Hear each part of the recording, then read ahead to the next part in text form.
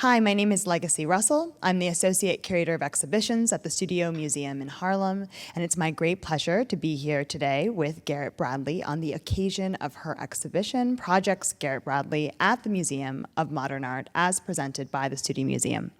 Before we get started, I'd like to recognize the lead sponsor of film at MoMA, Chanel, for their generous and dedicated support, which makes possible all of the museum's film programming. And of course, a very warm welcome to MoMA's members tuning in. Thank you for your ongoing support of MoMA. If you're not already a member, consider becoming one at moma.org/join for special access to virtual cinema and other engaging experiences all year round. So now we'll get started. Garrett, we're here on a very special occasion of the opening of your first New York institutional solo show.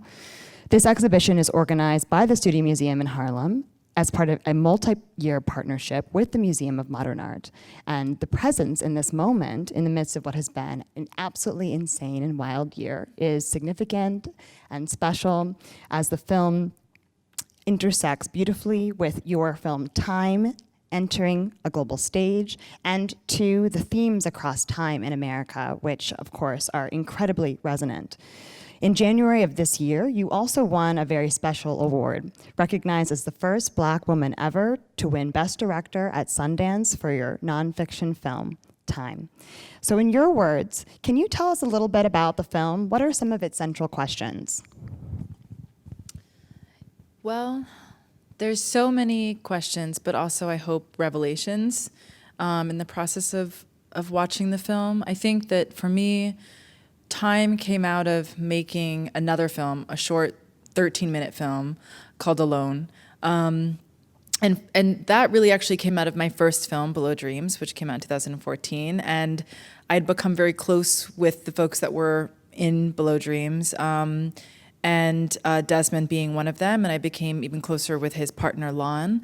And when he was arrested and awaiting trial in what ended up being about 1.5 years in a private prison, right, this is pre-trial, so non-constitutional, it became very clear that Lon was, not only did she become sort of a single mother overnight, but she also was managing the disappearance of somebody that she loved and the disappearance of a person, and didn't have a lot of people to go to, didn't have a lot of family members or friends because of the stigma associated with being in love with somebody who's incarcerated and just being an incarcerated family. And so I had conceived of that film as being sort of a series of intergenerational conversations between women who were also in incarcerated relationships, and thinking that the film itself could sort of be a space of exchange, a space of support between women, and then thereby anybody watching the film could also gain hopefully the same kinds of things.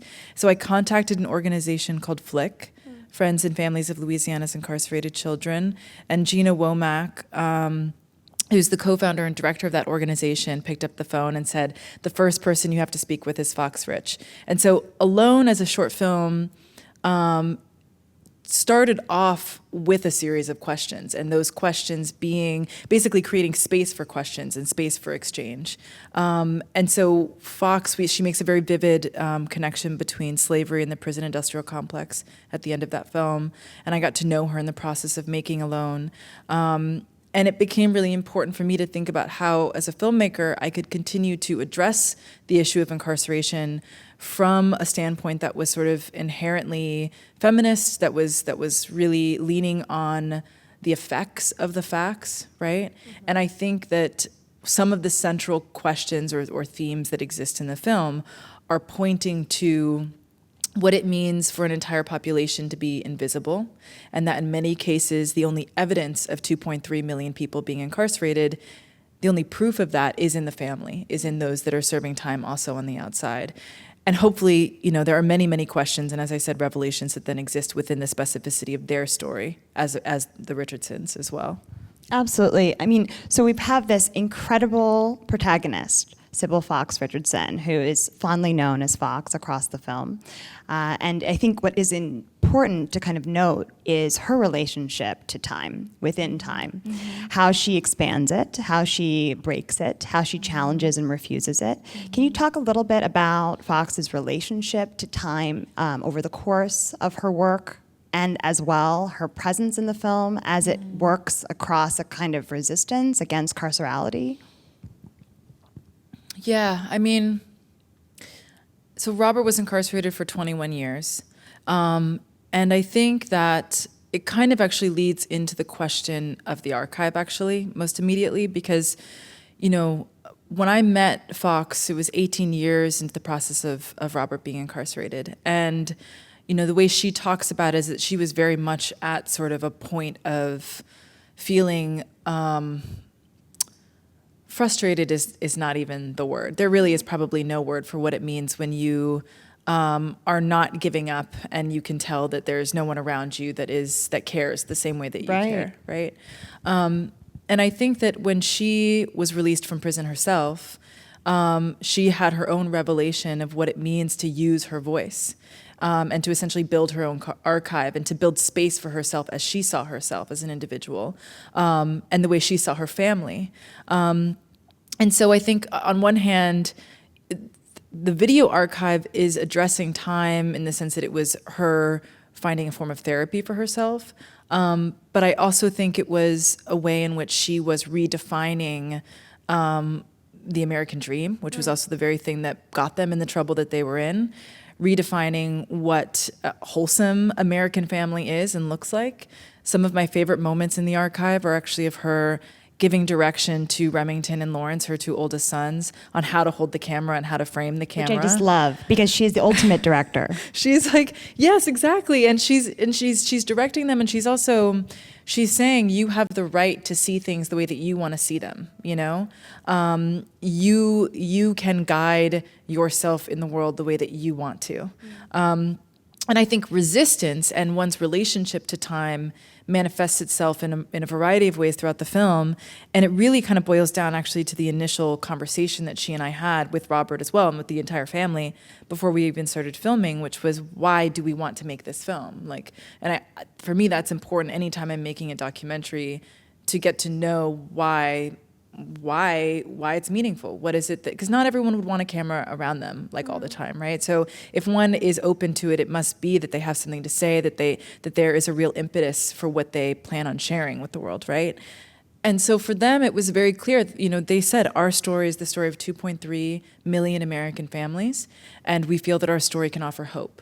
And so I felt like my job then as a filmmaker was to sort of, assuming that I was also in alignment with what that goal was and purpose was to then distill this idea of hope, which can be very vague, and try to find it in its specificity in their story. And I think it is always in relationship to time. It is their ability to stay united as a family over the course of 21 years, their resistance to the sort of systematic separation of Black families from the beginning of time in America, their ability to hold on to their sense of individuality, their sense of self amidst a system that is strategically attempting to destruct that constantly, and then love, you know, like just love in and of itself, which is not chronological, has no chronology to it, is not linear.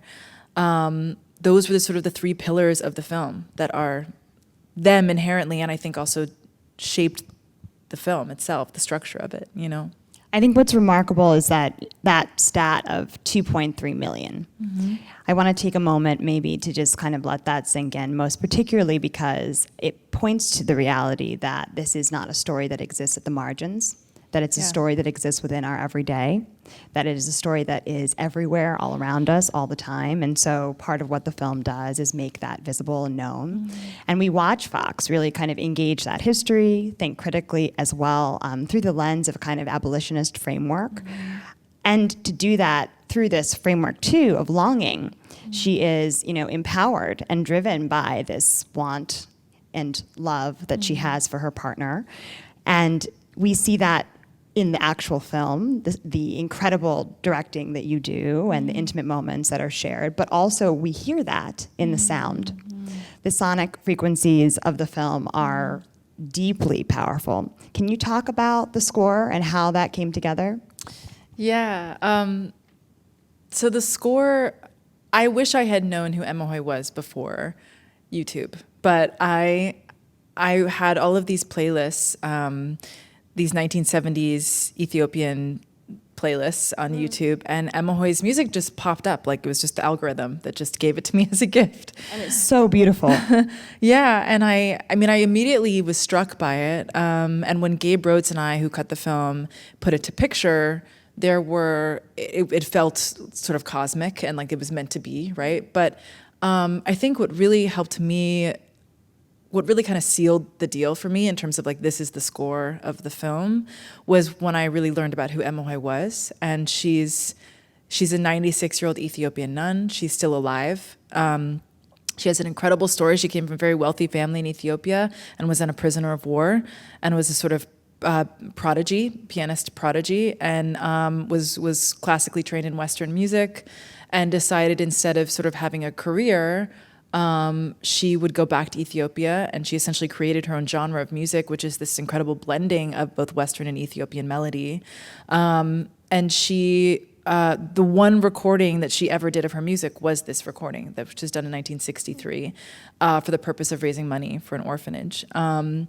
And also, just when you think about the significance of what was happening in America in 1963 and her sort of recording this in 1963, I loved the idea of bringing these two women together in space and time as sort of radicals in their own right, you know? And it guides us. And Jameson Shaw also did some original score at the very end of the film, which felt really important that we needed to have a shift, because I think that there's a certain linearity and flow to Emma Hoy's music that was crucial to, it was sort of the saran wrap around the film, you know? It held it together because we are not bound by chronology from a sort of picture standpoint, you know, editorially. And so the music needed to be guided in that way. But then there's a break, right? There's a shift that happens. And I think Jameson did a beautiful job of addressing that and also sort of collaborating with Emma Hoy in that way. I am thinking back on one of my favorite scenes in the film, where we see Fox getting her hair done, and it is from the back of her head. And I remember the first time watching Time and just being so struck by how much of cinema exists in that one frame. I want to maybe have you think a little bit with us about some of your influences, because I know that those histories are rich and deeply informed in your practice and engage how you see the world, and as well encourage us to see things in new and exciting ways. So can you talk a little about that and maybe give us some clues about who you've been watching along the way? Yeah, I mean, I think that, first of all, thank you. That's just like such a profound compliment, and I received that. I feel that. Thank you. You know, I think I went to film school, and everybody has a different relationship to going to film school. For me, it was really critical. It was the only way in which I was going to get my hands on like a big camera, not just my Hi8 camcorder that I was shooting films in high school with.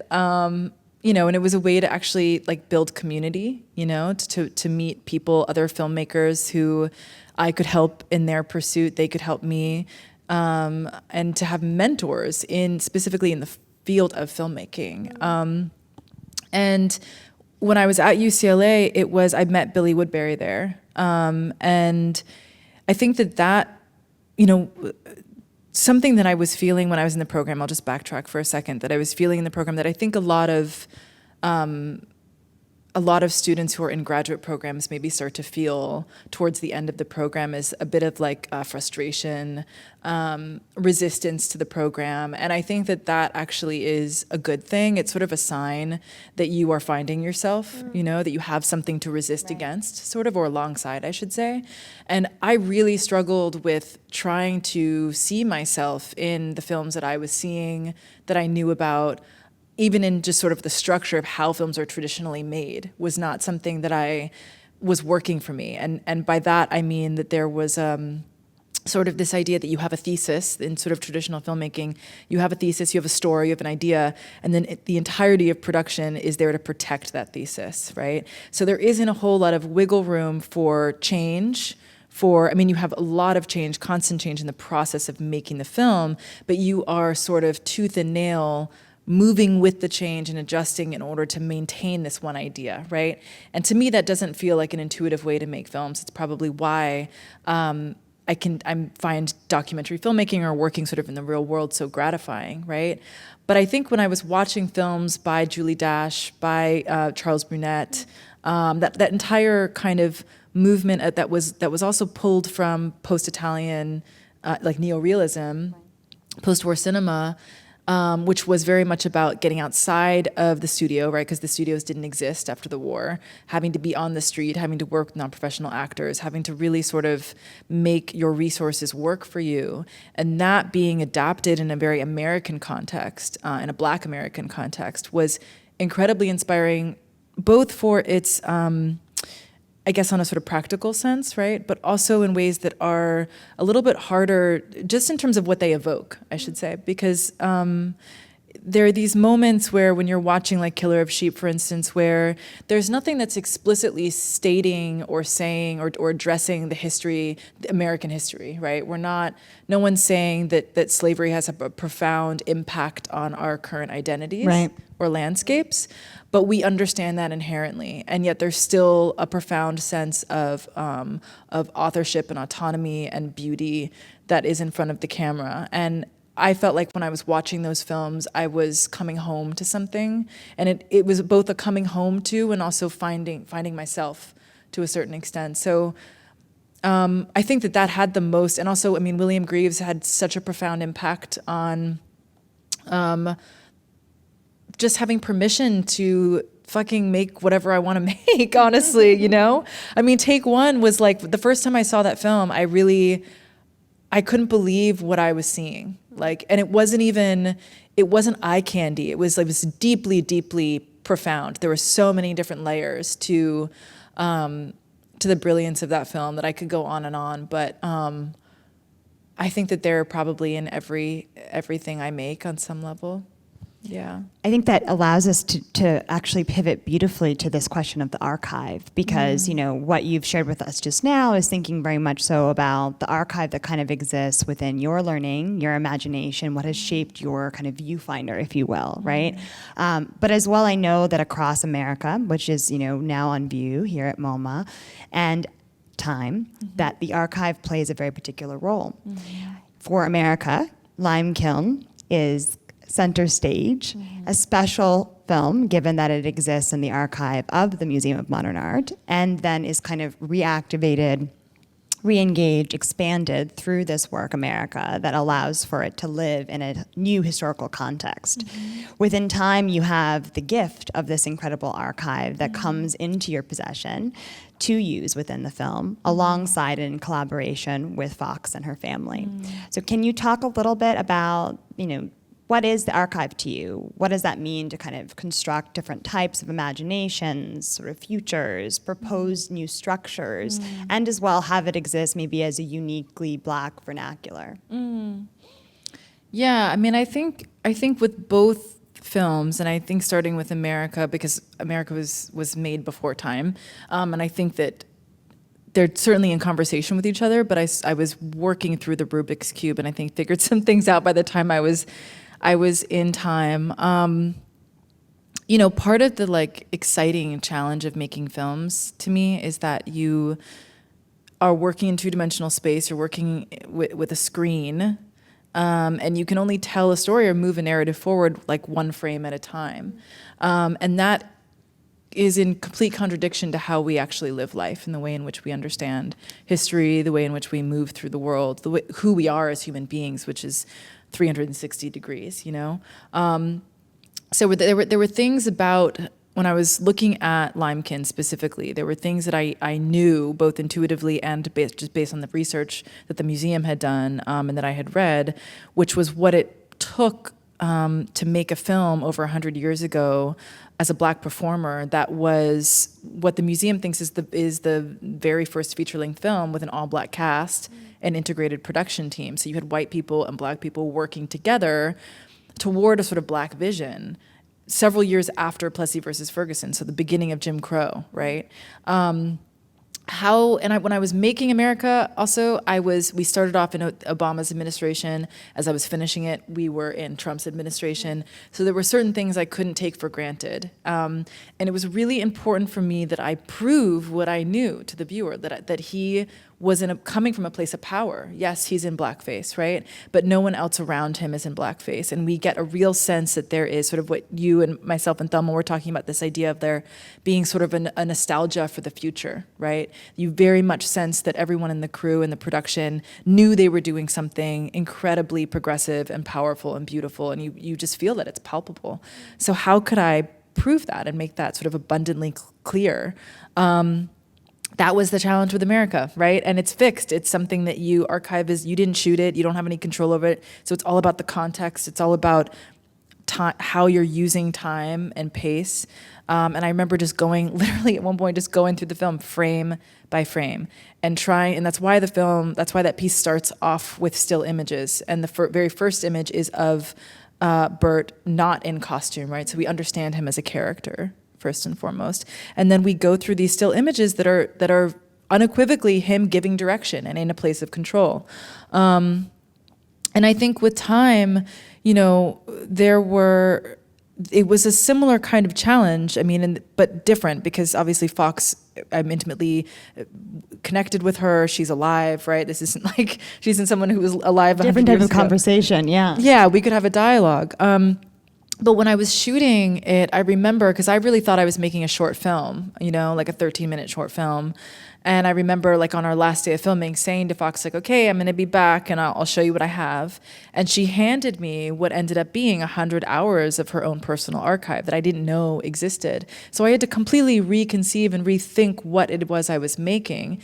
And the beauty of it was that I knew at that moment, I knew when I was shooting the film, prior to understanding that the archive existed, that I was only reaching one dimension of the story, and Fox herself, as I mentioned earlier, talked about where she was emotionally at that point.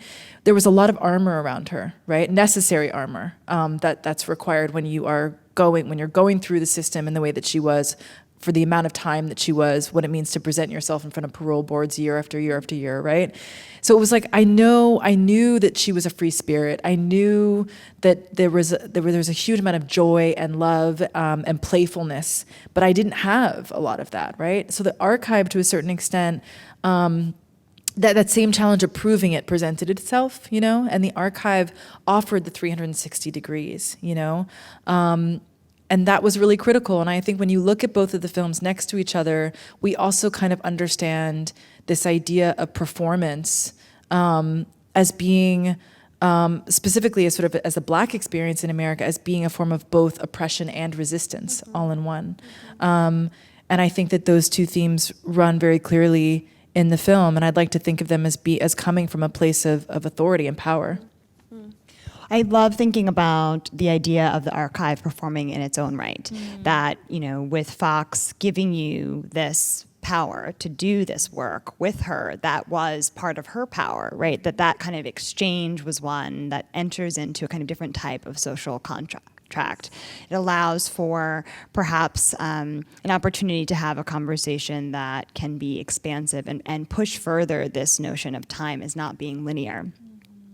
So I'm wondering about, this question of a kind of collective future, most particularly because you engage collective practice so much throughout, time and America both. And so maybe as a ending question to think through, as we are gearing up for the opening of Your America, is to wonder maybe aloud about what shape collective time takes and how that might be informing or driving both this particular moment, but also, existing as a proposition, as a provocation. Are there ways to, make and break and resist time? As well as we look at Fox and are so inspired by her, thinking about time through the lens of a love and desire, right? That perhaps that is the thing that can bend and expand it. But what do you think, Garrett? Wow. Well,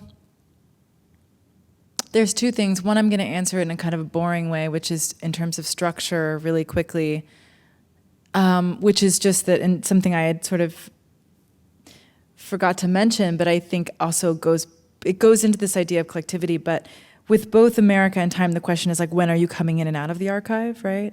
And I think that this question of love and what Fox had created within the unit of her family was not bound by time, and that was the resistance. That was the power. It was expansive. It was cosmic. Cosmic, expansive, nonlinear. And so those were sort of the basic principles by which myself and Gabe decided when we were going to come in and out of time. So that allowed the work to sort of move forward while also going backwards at the same time, because it was bound by these sort of more abstract qualities, right? And almost by default, the kind of checkpoints along the way that she had to go through, that were very linear, right? That she came up against. Her moving in this way that was fluid and fractal, and at points, engaged a different level of sort of elasticity, was something that allowed for her to skirt and kind of renegotiate with some of these structures that we may see as being super fixed and rigid. Exactly. Yeah, exactly.